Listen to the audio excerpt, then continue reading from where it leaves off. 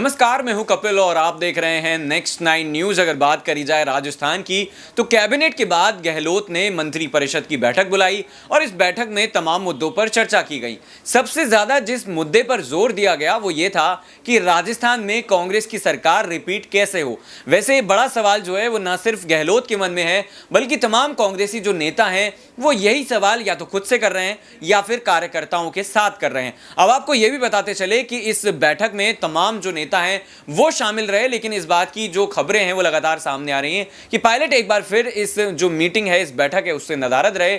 बड़ा सवाल यही खड़ा होता है कि पायलट और गहलोत के बीच जिस तरीके से लड़ाई जो है वो साल 2018 में शुरू हुई थी, जब ये कहा जाता है कि कांग्रेस जो है वो जब चुनावी मैदान में थी तो पायलट ने कांग्रेस को विधानसभा चुनाव जिताने के लिए जी तोड़ मेहनत करी, एड़ी चोटी का जोर लगाया और कांग्रेस जो है वो विधानसभा चुनाव में उसने जीत हासिल कर ली। उसके बाद उम्मीद लगाए बैठे थे कि पायलट यानी कि मुख्यमंत्री का पद उन्हें दिया जाएगा, लेकिन ऐसा नहीं होता।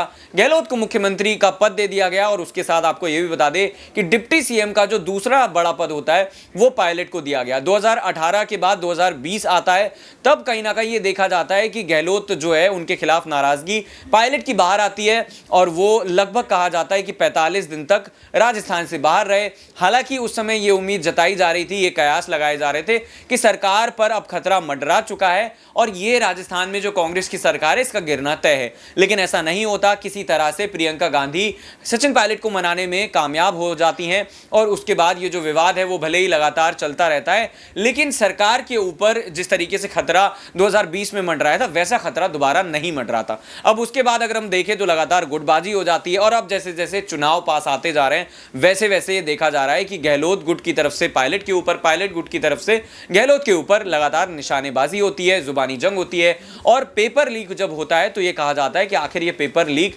कैसे हो गया, क्योंकि तिजोरी में रखा था, अब तिजोरी में ऐसा कौन सा जादू है जो पेपर खुद ही खुद बाहर आ गए। हालांकि इस मामले में गहलोत ने कहा कि हमने कड़ी कार्रवाई की है, जिन लोगों ने ये जो पेपर है लीक कराया था उनके घर को गिरवा दिया है, बुलडोजर चलवा दिया है। और गहलोत पायलट से ये तक कहते हुए नजर आए कि आपको अगर पता है किसी आला अधिकारी की इसमें मिली भगत है तो उसका नाम बताइए, हम जो कार्रवाई है वो जरूर करेंगे। लेकिन सवाल यहां पर ये बड़े खड़े होते हैं कि पायलट लगातार जिस तरीके से खुद को मुख्यमंत्री पद का दावेदार बता रहे, न सिर्फ दावेदार बता रहे बल्कि कांग्रेस आला कमान की अगर बात करी जाए, मल्लिकार्जुन खड़गे हैं, प्रियंका गांधी है, राहुल गांधी हैं, उनसे तमाम चीजें कहते हुए नजर आ रहे हैं कि एक बार मुझ पर भरोसा करके देखिए।